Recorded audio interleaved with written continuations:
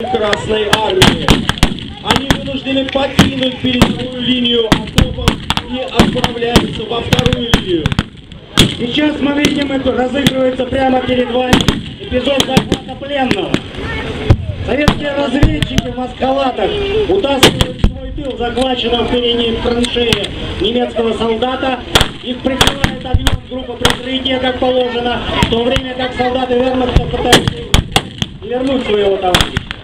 После первого артиллерийского обстрела немецкие части, отошедшие на вторую линию окопов, опять возвращаются в первую линию, занимают позиции, относят раненых. Немецкий госпиталь находится в задней части, в районе третьей линии окопов. Немецкие части перегруппируются и готовятся к наступлению, потому как их задача с самого начала Курской битвы была именно массированным наступлением пробить оборону Красной армии и выйти на южное направление.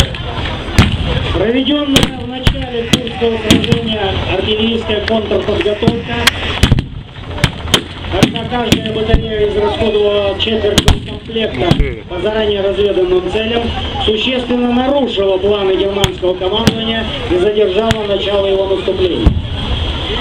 Тем не менее, хотя было уже теперь ясно, что наступление ожидается, германское командование не стало отказываться от своих планов, надеясь на свою новую новейшую технику и на доблесть и мужество своих солдат.